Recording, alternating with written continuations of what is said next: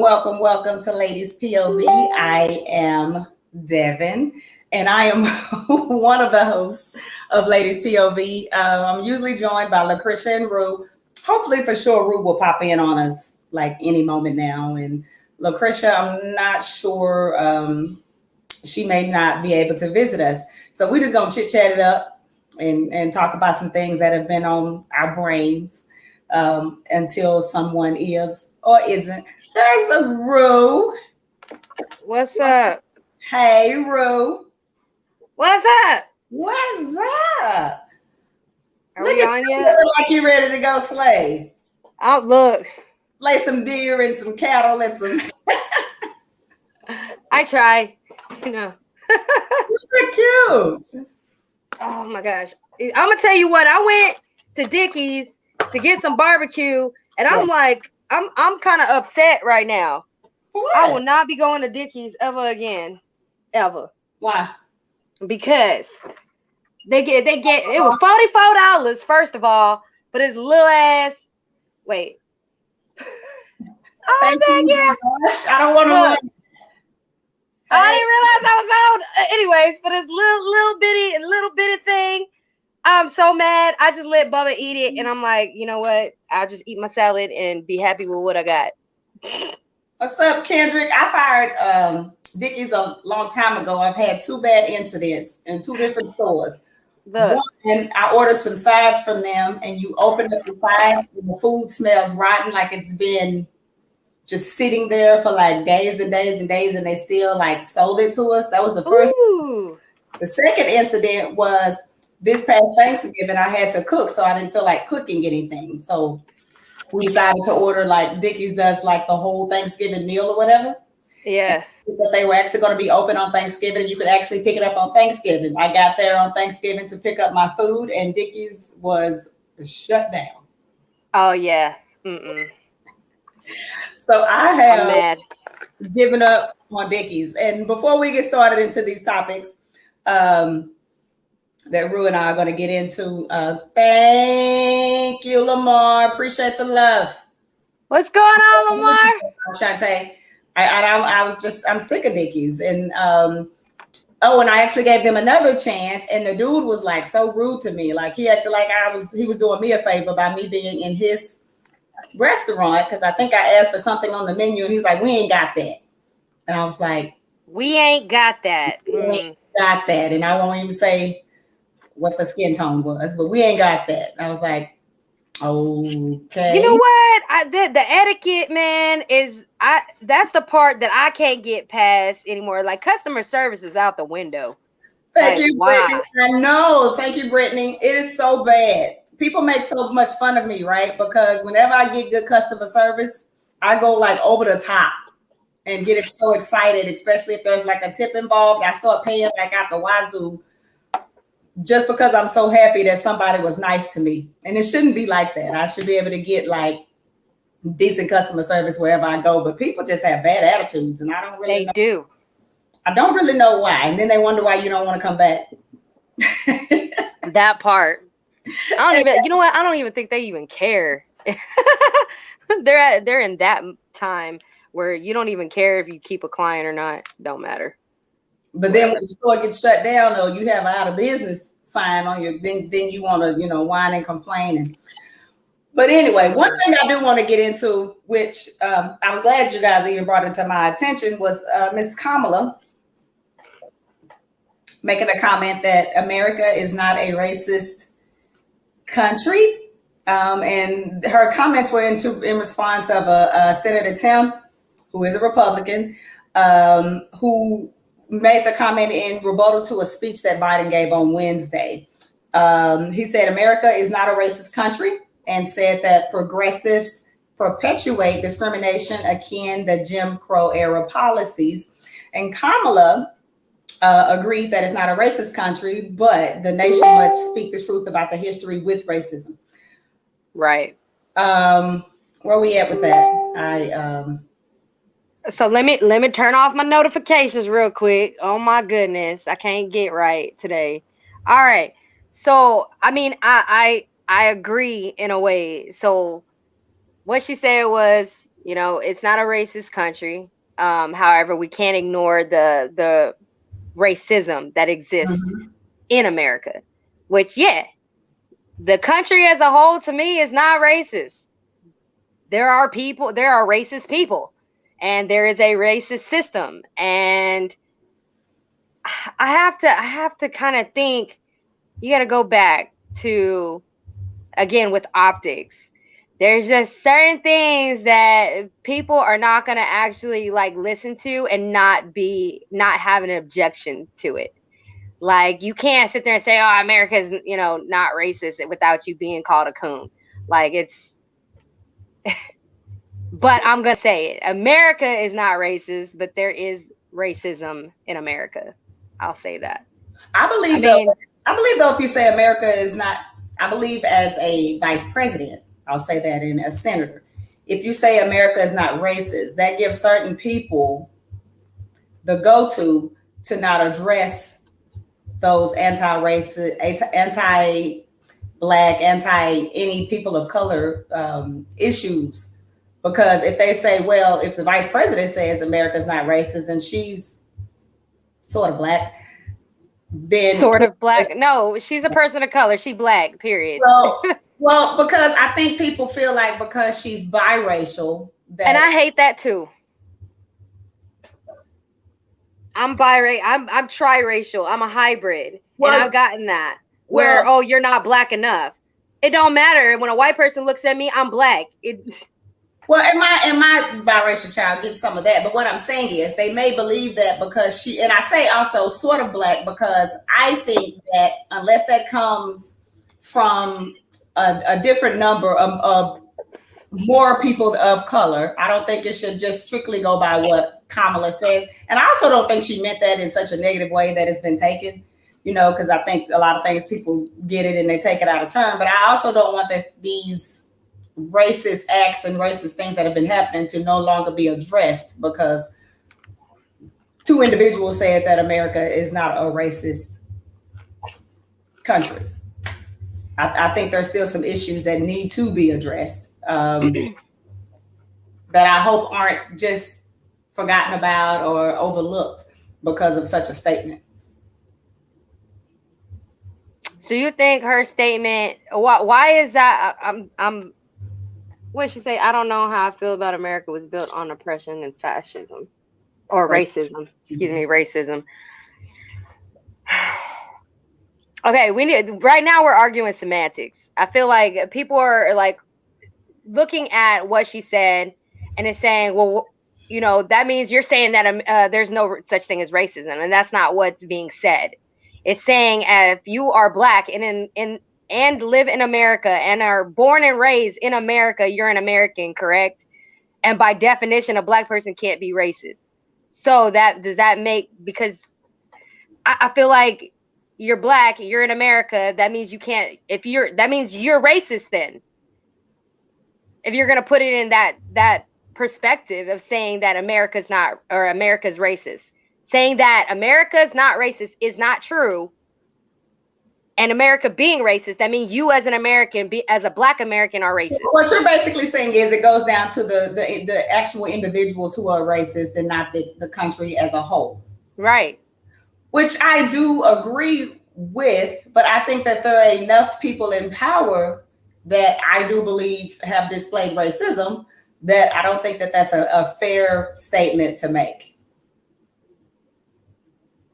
Because I don't speak for everybody. I think America is judged by, let's just be honest. A lot of the people of power and the people that sit in some of the highest seats kind of help form the opinion and form the laws and things like that are in place in relation to civil rights and things of that nature.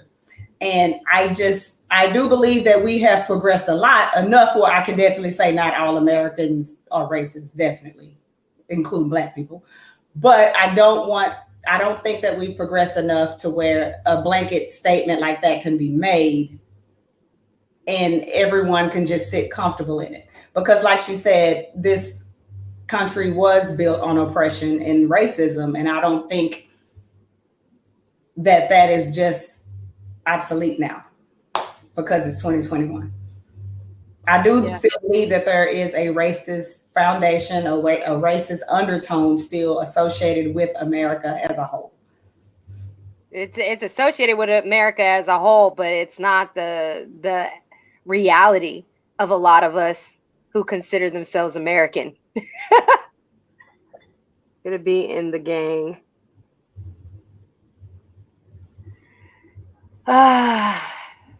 And real quick, Lamar just asked if you were eating chitlins. You eating chitlins? Nah, but I do eat chitlins. I don't. Okay, so no, I'm eating a Caesar salad.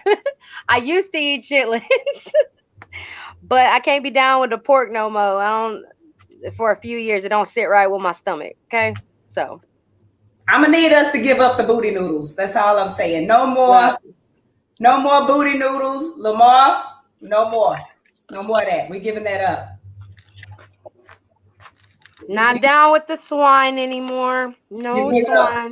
I've given up most pork, but I ain't gonna lie, I can't get away from the flavor of bacon. I won't eat a slice of bacon, but I can't get away with cutting up pieces of bacon. Okay, now bacon don't count.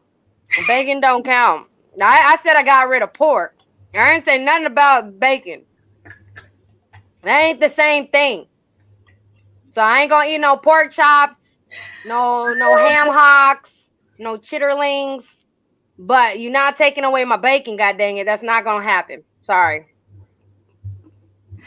America harbors quite a few racists and needs to strive to fix the systemic racism that lives in its institutions. Shantae, I totally agree. I get where Kamala Harris was coming from. And I also get where you're coming from, Rue, that is specific individuals that create the racism in this country. But I do believe that everybody's like generalizing. It's like all a part. You have to be put into this box. And Americans are really good at labeling, putting a label on every dang thing. It's either you're a part of it or you're not a part of it. And to me, it's like we're more humans, especially Americans, are very complex. Men aren't. They're really simple. But humans by nature are pretty complex, and we don't all fit in boxes. So when people were talking about, oh, there's Americans are racist, it's like I may be a little prejudiced, but I'm not racist. I can't be by its own personal definition. So I just can't. I don't know. I don't feel like she should be getting a lot of heat off of that because it's semantics. Like you're arguing semantics right now. I do agree that she shouldn't get a lot of heat off of it, and I definitely don't think that's what she meant. And to kind of just ease into kind of the next topic, because it kind of stems from that foundation of racism.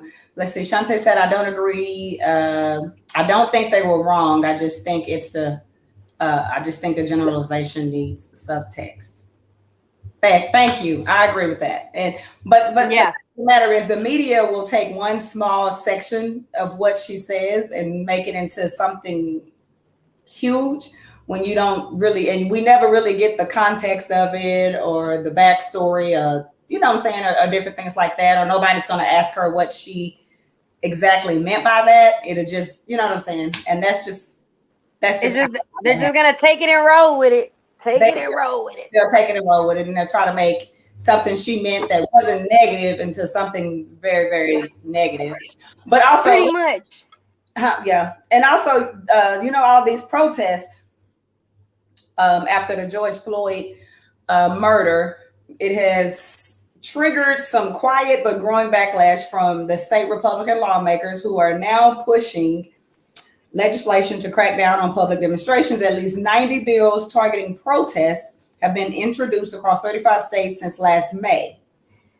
And Florida became the latest state to enact what is dubbed the Anti-Riot legislation. It tightens penalties for public disorder and definition of a riot as a disturbance of as few as 3 people acting violently. It's the strongest anti-rioting pro-law enforcement piece of legislation in the country. and there's just nothing even close to it in law. Okay. So I wasn't particularly worried when I heard about it or when I saw it, because I was like, well, we don't do that. White folks do that mess. So why are we worried? And then I had to think about it again. When you put a face on a movement and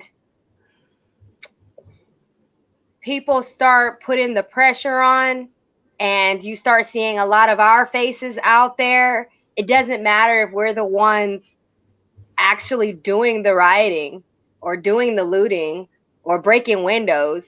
We have the face. We're grouped. We're the ones that put it together. So it's kind of like now they have a reason to shut it down or use force, because then I think what the guy say, he said, oh yeah, if you get caught in this protest, it doesn't matter, you're going to jail. So they didn't have, you know what? I'm a little torn. I'm torn. Like, for one, I'm like, okay, the white folks going to jail. Yeah. And then the other, well, dang, now they got another reason. So you're taking the peaceful protest out.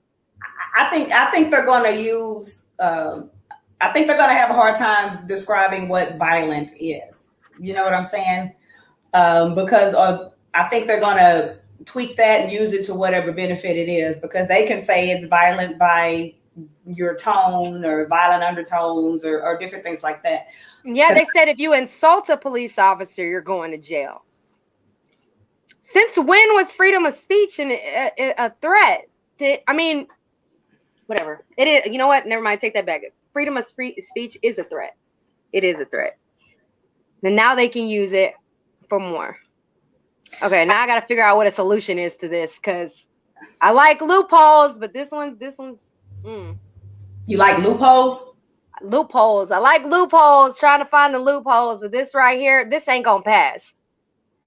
It's not going to pass, because democratic positioning requires freedom of speech. And if you take the voice away, if you shut down any peaceful protesters like the Black Lives Matter movement, which funds the Democratic Party, then it's not, you can't do it. They're not, this is not going nowhere. It's not going nowhere. You got to follow money, man. Didn't one state absolve folks from running over protesters? Yeah, a state did. What state was that?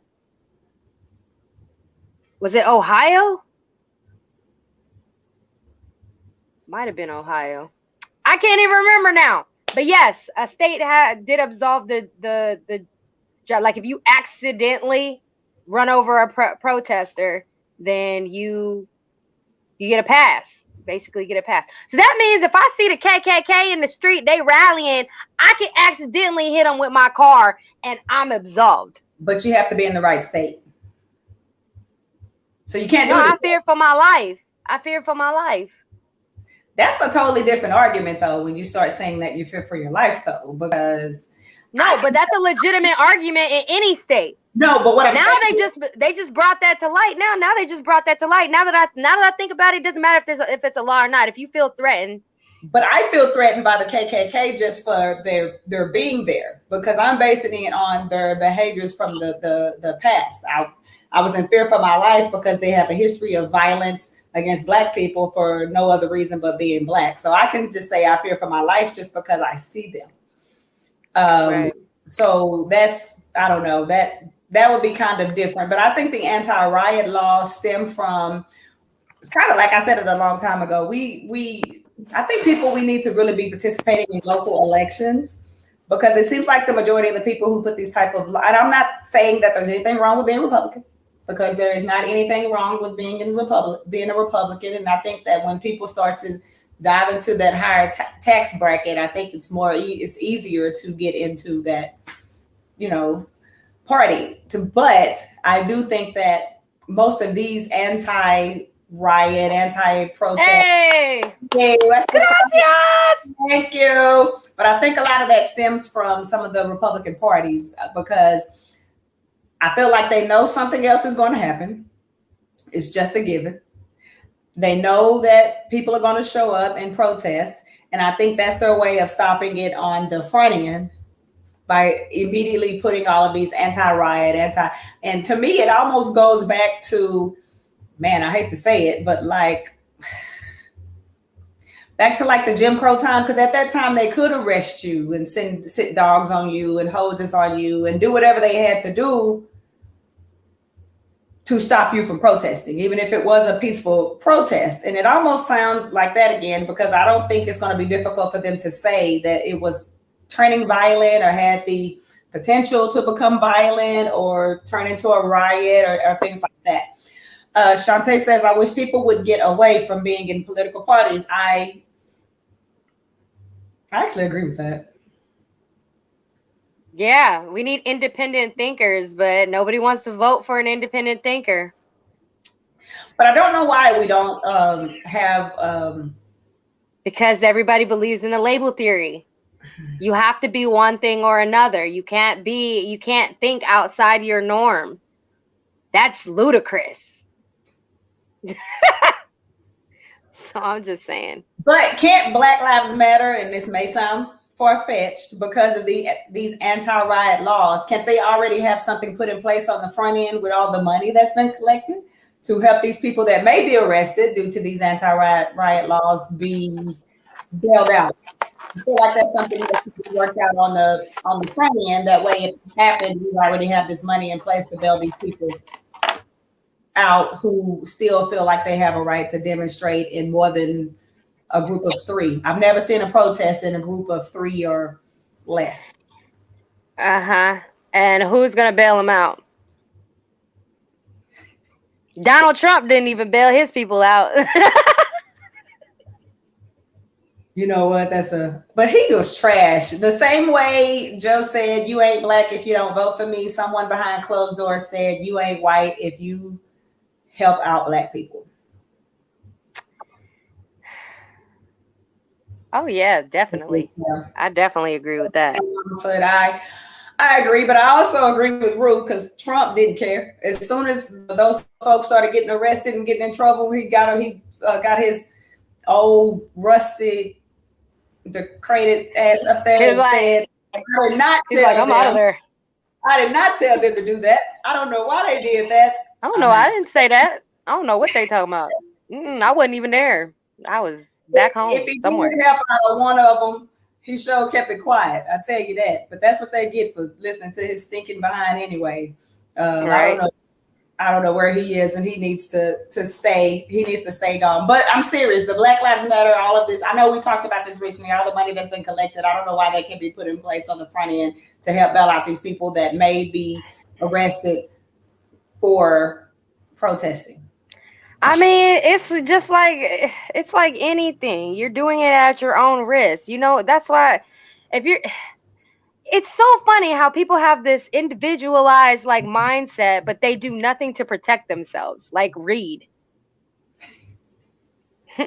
I don't you're going to join something, a movement, and don't check on the facts. Just go by whatever's being, you know, put in the media.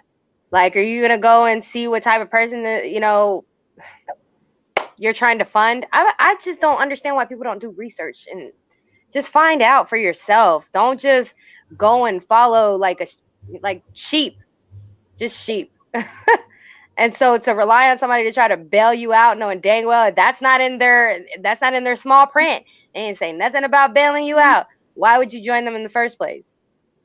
I think that a lot of people feel like they're not supporting the movement and they're not doing their part if they don't join. I think that's what a lot of people believe.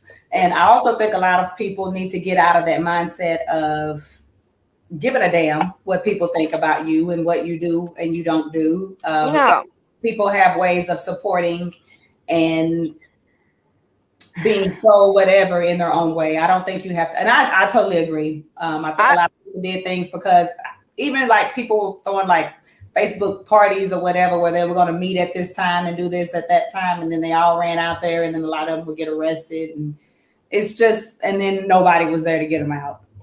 I think for us free thinkers, we think it's very amusing to watch people go through this. I'm just like, why? Why we don't okay, the Black Lives Matter movement made people assimilate a culture. We'll put it that way. It brought awareness by allowing pale skins to be a part of something.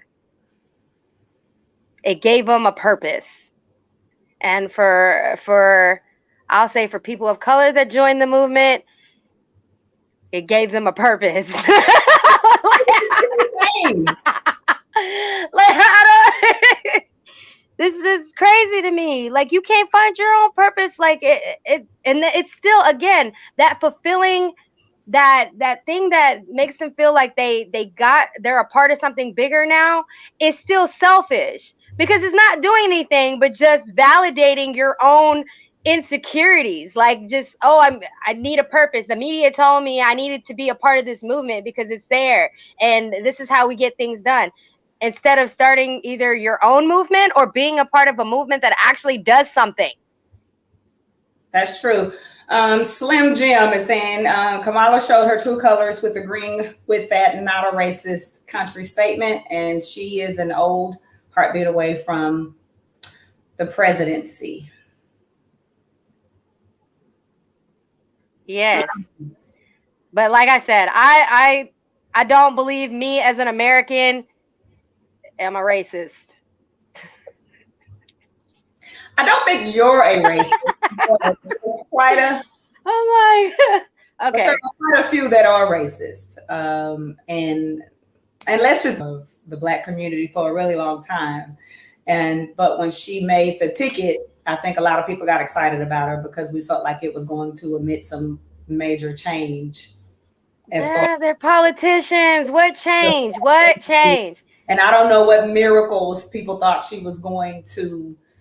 She's the vice president. She's not the president. Why do people do that? Why do people do that? Like, y'all pick and choose. I don't know. That's weird.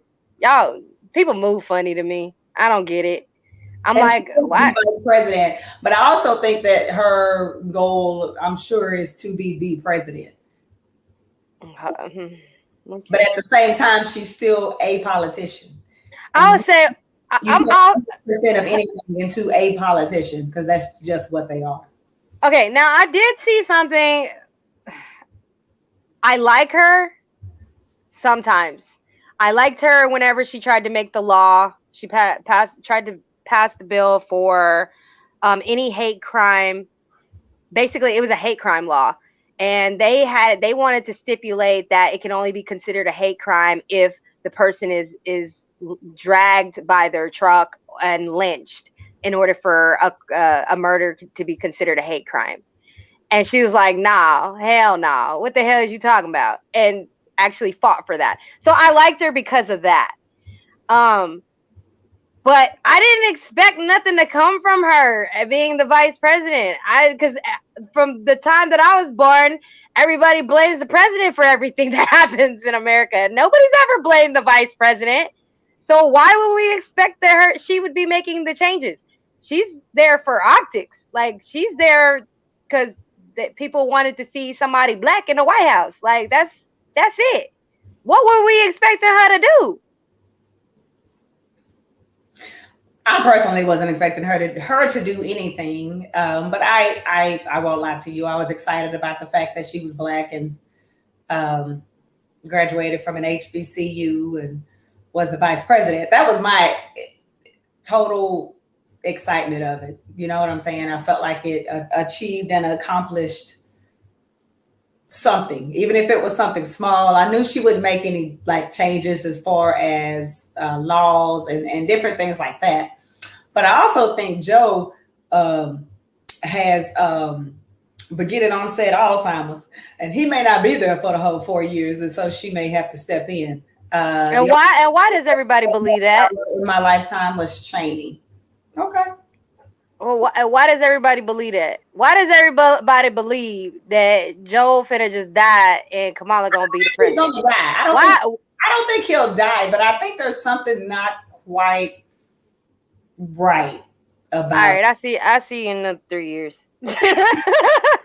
Cause all this is media influence. The media puts out what controls the narrative, whatever they want people to start. They start the rumor and people run with it. I do So, agree, but I'm basing it off of things that I've seen when he was speaking myself. Like Bush was the same way. I hated Bush though, so I didn't like him either. But I didn't think he had the same problems as Biden. But I just didn't like George Bush because I couldn't stand George Bush, and I thought he had no couth. I thought he wasn't polished. You know what I'm saying? That boy was a little slow. There's no one that's been as presidential as, to me, Obama. Meaning the way he spoke, and that's because we have to be 10 times better than our white counterparts. Of course, we had to go above and beyond. Man, that's why I say and do what I want, because I'm finna act just like you, ignorant. And that's why we voted for president in 2024. What does it say? Hold on. Now, how do you feel about Bush after Trump? I will take Bush 10 times over after Trump. I feel like Donald Trump, it was almost like it was a joke, like we were being pranked. I really felt like the whole time somebody was going to pop up and say, I was waiting on Ashton to jump out that we were being punked. Yeah. Because that was insane. Another quick topic. The criminal penalty for possession small amounts of marijuana will be reduced under a bill passed by the Texas House. Okay, I ain't surprised. I'm going to tell you why I ain't surprised. Why? Because they've been conducting that experiment in Dallas for, I want to say, the last 3 years now. Whenever you ride through Dallas, if you're caught with less than an ounce, you get a ticket. And I want to say that it's been the last, because it was during COVID and it was after COVID. And I know it was before COVID. So this is we're 2 years, at least 2 years they've been doing that, I want to say. So for them to actually pass it as a law, great. That means the experiment worked. Whatever it was. My main thing is, I despise Bush the same way. Everyone thinks he's the cute old white man that Michelle gives candy to now. Bump him. Oh my God. I think people didn't like Bush just because he was trying to clean up with his daddy. He had the same ideas as his daddy. And I think he was trying to clean up some of what his daddy did. But they all believe in war and their war, power, control. And so that's where he went with it. And I think other people stopped liking Bush the most with the Katrina thing. And then 9/11 was just a totally different disdain for him from all people of all races. But the Katrina thing is when the Black people were truly done with him. They have been profiting off marijuana for over a century. I'm not a fan of these laws. I think the amount and the punishment, I still think that less than 1 ounce is, I still don't like. Why do you need to carry more than that on you? Where is you going? You don't need to carry that much on you, but I mean, I know people who've been convicted of felonies for marijuana because they've had a very large amount and are facing the same sentences as someone with like a manslaughter or something like that. And and grant you, it's not okay, and it's not okay to do these things and commit these crimes.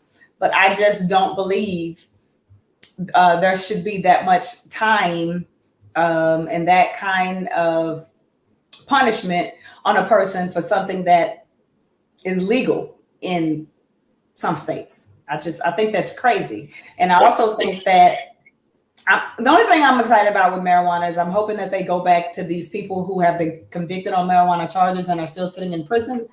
I'm really hoping that they at some point go back and decrease these sentences and release some people for punishment related to marijuana, especially in the states where it is. You can appeal your case. They have it to where you can appeal your case if you were previously charged. But They of course, some people just don't have the wherewithal to get that done because, I mean, let's just be honest. Not everybody who goes into you prison. can file an appeal yourself, though. If you really want to get out of jail, go to the library, because the library is you have access to even in prison, and you go and do your research on how to file your own appeal. There's plenty of people. But not everyone in prison, I know for a fact, has the mental capacity to be able to do that. A lot of people do, but there are some people who just don't. That means you don't want to survive. I hate excuses. Maybe, but I still think some people need that. They need that support from the outside. I say all this as a black man who, and now white dealers become legit millionaires. Why do white dealers have to become millionaires? Why don't you have a grow farm? That's legal in whatever state they do it in. So you can start a farm yourself. You can pretty much raise a distributor yourself. Like, you can, matter of fact, I ain't even gonna say, look, it's not even in the farm though. It's the money. Like, if you get armored, like provide security for the transportation of money, you get a percentage. And they don't know half the time how much money they put in them trucks. So just do your research on that. You ain't even gotta be a dealer. You could just be the bank. And let's be honest, pretty soon, I think it will trickle over to Texas and it will be legal here. So I think some people who may benefit from being in that business, I think they should start looking into it now on the front end. That way, when it is legal, we can, you know what I'm saying, we can already have a foot in the door on profiting from that, because a lot of people have profited a lot from smoke shops in other states where it is legal. Yeah. People in Texas now go to Oklahoma ever and buy a lot of it, and I don't know why. And I'm hoping that when it's in Texas that people do the same, that people profit from that business. I don't honestly, I'm not opposed to the lowering the sentences, and I actually like if they do legalize it here, because I feel like in Colorado, about 80% of the profits made from marijuana sales go towards helping the education system. It goes to providing them a better education system, because their education sucks. I'm sorry to say this, Colorado, but it sucks, and they needed help. And that actually helped them to start getting the resources that they needed to provide a better education for these kids. And education is key. You already know, I harp on it all the time. I like kids being intelligent. So I feel like the sales tax that goes along with, or the money that can come in from marijuana sales, like at dispensaries and stuff like that, can go towards our education system, and it helps like our lower income areas, like in Dallas, and Stop Six. Like, we can help make them better, because Fort Worth ISD sucks, Dallas ISD sucks. So they need help. We need resources. So I'm all for that legalization. Let's go. But for some reason, I don't understand why it's so difficult to legalize it here. Because they're trying to find a way to make money off of it. It's all money. You know how many times, like you said, there's been people, us, that's gotten caught. We get put in jail for possessing marijuana. Who do you think is going to be the first one trying to do grow farms and stuff like that? First, us. But guess what? They're going to put laws in place, because look, they're going to put laws in place where, you can't have a grow farm and this, that, and the other. But it's like, in Texas, it's really business friendly. So if they blatantly change laws, they would know somebody being racist. Somebody's being racist. There's no way around it, because if you're black in Texas, you have a good chance of owning your own business. Mm-hmm. It's very business friendly. That's why people move here to Texas. Entrepreneurship is great here. But when it comes to marijuana and you want to control that means you got to put some laws out so that we can't make money. We can't profit. So they're trying to find a way not to look racist and to be able to profit. Why? That's why it's taking so long. How can you do one without the other? I hear you, but I don't think it's difficult to put those laws and things like that in place. And I think that some of those laws have been put in place in other places. I just I just think Texas is I just think we're a rebellious state. It's like we don't follow the trend. We do it when we feel like it. We're also part of the Bible Belt too. And we are all part of the Bible Belt, which also hurts us in a lot of ways. Shantae says, so far the money they are making in Texas off marijuana is by charging the folks for having it, putting them on probation, and getting probation fees, court fees. There you go. See, but Shantae, you take that away. But that's going to still happen after the medical marijuana thing, because let's face it, there's a lot of people who aren't going to be able to get medical marijuana cards for whatever reason. BS. I call BS because if Colorado found a way to get some medical cards, bro, you get medical cards for menstrual cramps. Okay? You could get a medical card for menstrual cramps. Promise you they're going to that mess. Promise you they're going to figure out a way to make it where some people cannot get those medical marijuana cards. And some people will still be given tickets or things like that for having the marijuana, or we're still going to have some people who are still fined are going to have it in large amounts that are not legal. So people will still be arrested and put on probation and things like that for the marijuana. And those people are stupid. What? And those people would be stupid because, again, but you know we're going to have them that are still going to be arrested for it and still selling it and still doing whatever they're going to be doing with it. Because some people aren't going to want that aren't going to be able to get that medical marijuana. It's going to be something. There's going to be an insurance thing. Texas is going to find a way to be able to control that narrative and squeeze it tight as far as that law, to make it difficult for some, because that's just what we do. And you bringing up a thing about the Bible Belt, we're going to add in some old dumbass something in there to make it, it's going to be something ignorant. You can't really fight. I mean, you can't even really fight it. Bible thumpers can't fight marijuana because it's natural. It came from the earth. It gives you a more spiritual awakening. Like you can't. So did mushrooms, Ro, but you can't eat that. Yeah, you can. Yeah, you can. You can eat those. I don't know any you can't eat. I think about it. And they're still illegal, and I don't want you to drive after eating them. So not everything that comes from the earth is good for you. Well, if you say if you do it in tribe, like for spiritual awakening, like with a tribe, ayahuasca is not illegal. I don't know. I don't know about that with the whole mushroom thing. Nope. Don't y'all do that. Don't talk about it. Don't y'all go looking for this like Bruce said. Don't let me get arrested or get y'all. You ain't gotta listen to me. Or get y'all tripping, walking down 75. Shamanic. Yeah. Depending on where you go, shamanic rituals. Mushrooms. I know a lot. It's because I read. You read a lot. I know. I just look like this. Bro. But yeah, no, I know a lot. I've been everywhere. So yeah, shamanic rituals are not illegal. Just say that. Yeah.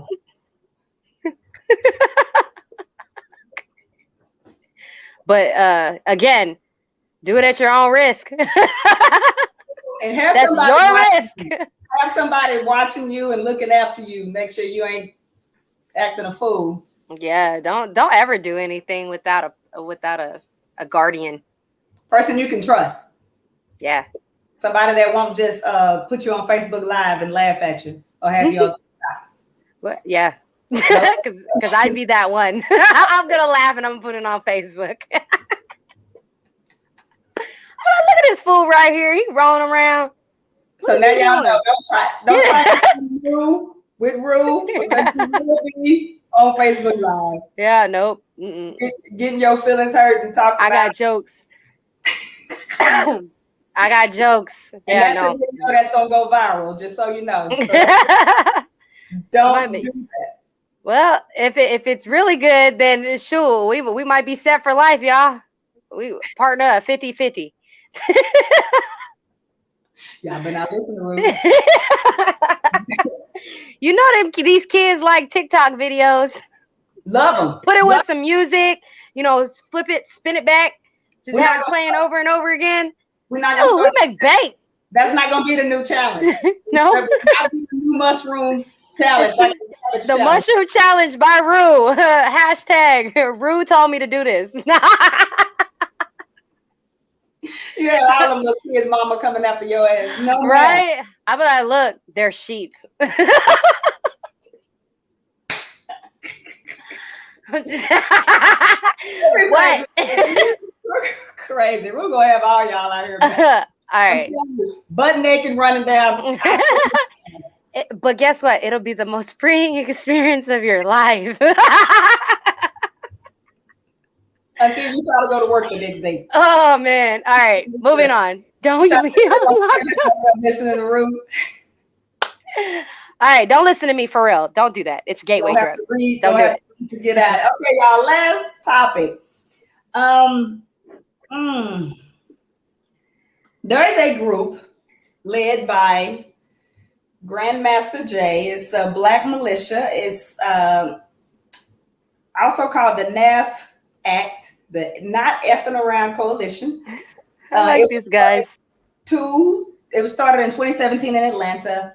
And it's actually a militia group that will show up and it marches for racial equality and ending police brutality in response to white armed militia that have come out of the light of the heightened racial tension. So they are basically, I don't want to say they mimic the Black Panther because they don't. They're their own entity. Yeah, from what I was seeing, they claim to be more disciplined than the Black Panther Party ever was. So I like this in theory. Disciplined. I never thought that. Yeah, so I like this in theory because I've always said it's something that we don't have. Like, we can fight laws, we can infiltrate a system from within. However, where is our militia, right? And it's funny that I look up black militias just because I be trying to see if we have our own army some of the times. But, and we do have coalitions that dress up in their, black and army gear. And some of them are retired veterans. And, but I'm not seeing what they're being taught. I guess this particular one goes out and whenever there's a threat by the KKK, they'll come out there. Like, if they're going to be armed, they'll come out there and stand. That way they make sure nothing pops off, which there's more discipline than people thought. Were they though? I felt like the Black Panthers were also very disciplined, but maybe they were disciplined to a certain extent, but you had people that were not as disciplined as the rest of them, which meaning if you are a single unit, you are as strong as your weakest link. And they had a few weak links. So with this, like I was saying, they come out whenever there is a spoken threat, like if the KKK, white supremacist group want to come out there armed, then they will come out there armed as well, just to make sure nothing happens. That has been pretty consistent, I guess, since they started 2017 till currently. Well, actually, until Grandmaster Jay himself was put in jail. They arrested him because they said that he was pointing his rifle in their direction. However, when I read the story, it was weird to me because the direction that they're talking about that he pointed it in was on a rooftop. Why are you on the roof? Why the popo on the roof?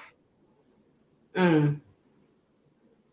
So what happened was he shined his light up, because I guess he saw a movement. He shined his light up to where they were located, and they realized that the light was actually attached to his rifle. So he was trying to figure out what the heck was going on moving around above him, and they were saying he was pointing it at them, which they ended up dropping the charges. There was another article that came out in February saying that he beat his charges, blah, blah, blah, but I haven't really heard anything since then.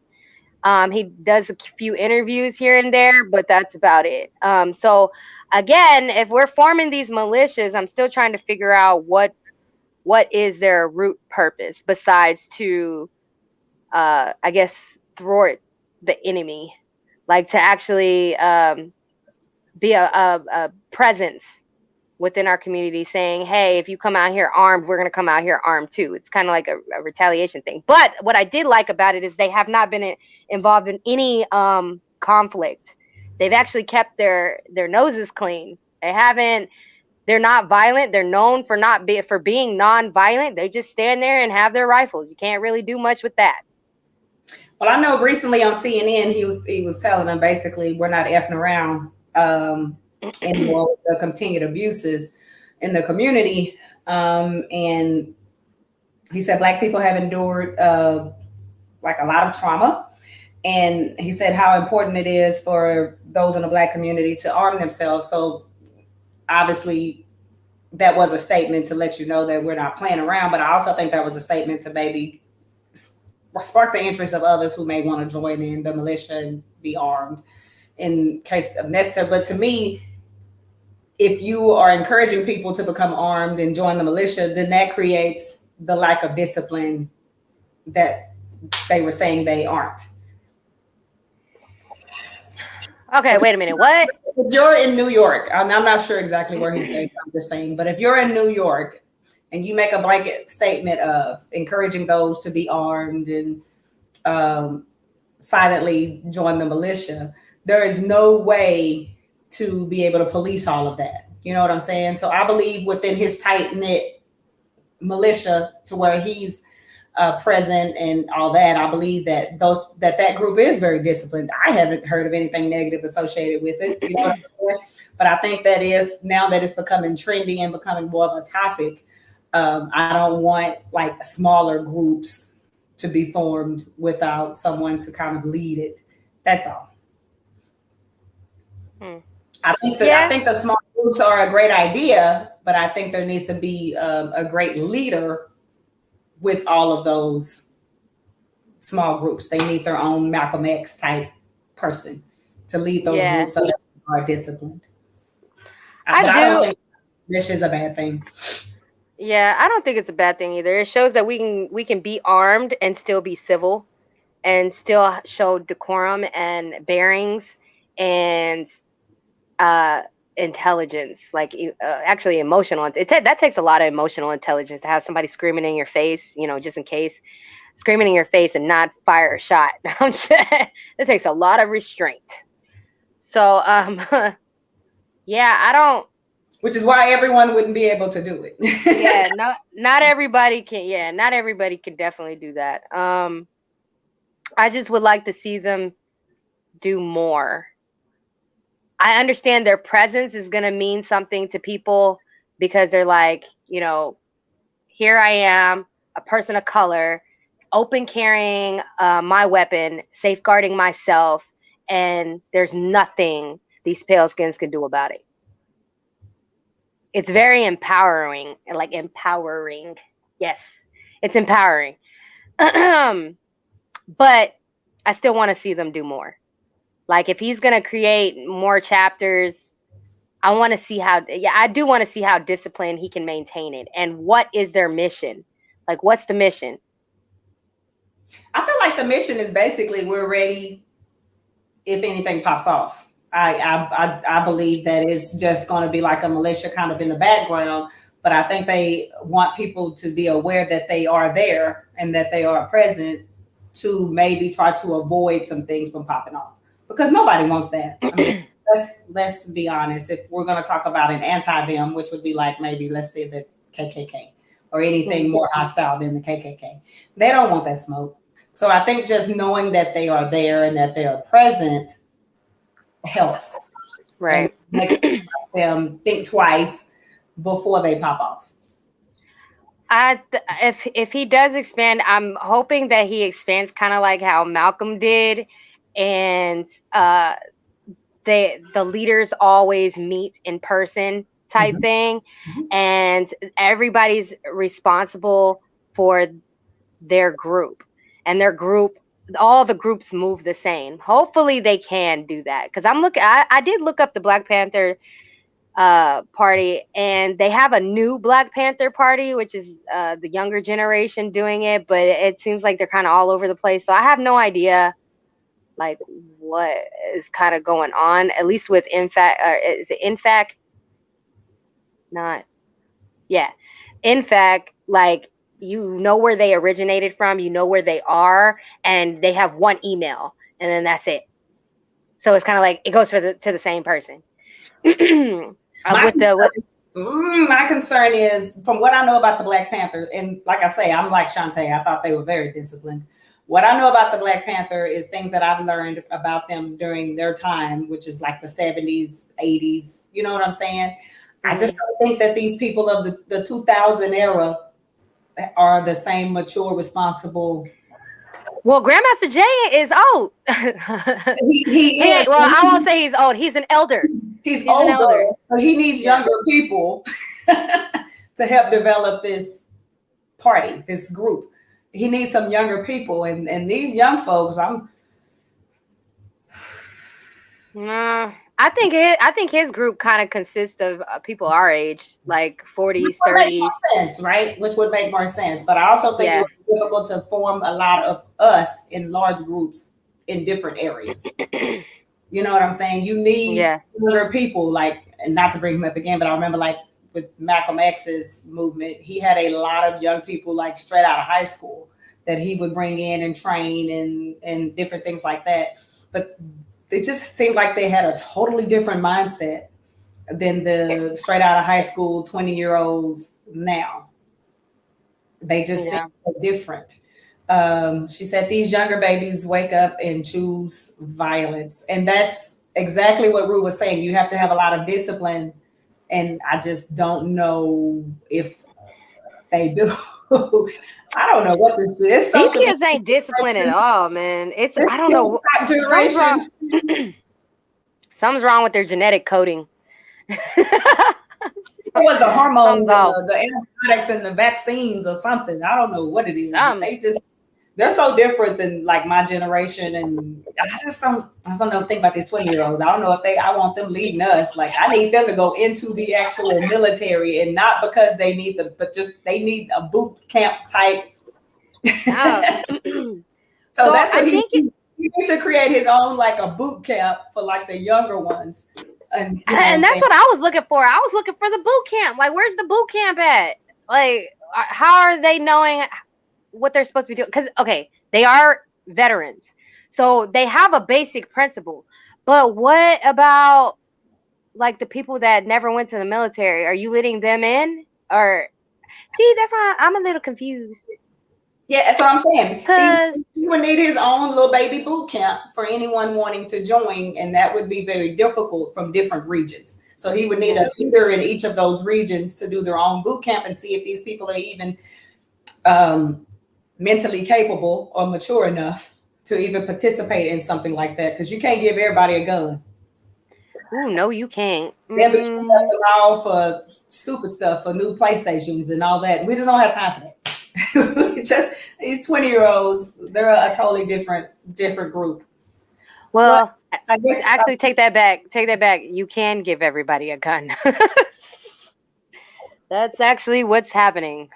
But you shouldn't give everybody a gun. Yeah. Any final thoughts, Miss Rue? My final thoughts is I'm about to finish eating this salad. AKA. Right? I was trying not to crunch in y'all's ears, but and I think I did pretty good. I was like, oh, that's too loud. I'll put it away for now. So that brings me to being considerate. Everybody needs to learn how to be a little more considerate to your neighbor. And then if we're more considerate to our neighbors, then we can start understanding how each other thinks and how we tick and how we move. And it opens up conversations that you might not have normally had in your prior existence. So let's work on empathy and being considerate, and read, people, read. I like to reiterate something we were talking about as far as being sheep. Just be more informed and more aware of what you're doing and what you're following and who you're contributing to, before you do it. Try to get out of this Facebook world, Instagram world, doing what all the people on your timeline are doing, believing everything people on your timeline are saying, or even something as simple as what Slim Jim was saying, which was when these people are really getting into this old black owned thing right now, and you're thinking you're buying something from a company that's black owned, but you're not. It's going to come from China, and it's not even a black owned company. So just we've got to get out of that being sheep mode. And I want to encourage everybody to just show up for your local elections. I know we are really great about showing up for the presidential elections, but so many of our areas are having local elections, and that's kind of where a lot of these laws that we have a problem with start. The president is not putting the majority of some of these laws in place. It's actually your local representative and your local politicians. Right. The states have power, y'all. So y'all got to go out and figure out who's for you and who ain't for you. So we got to start encouraging people to vote in these local elections as well as the primary one. All right. Well, thank you, folks, for watching. Once again, I want to ask, or if I haven't asked, I need you to like and subscribe before you head out of here. And if you watch this at a later date, thank you. And once again, like and subscribe. And y'all have an excellent evening. Be blessed. Bye.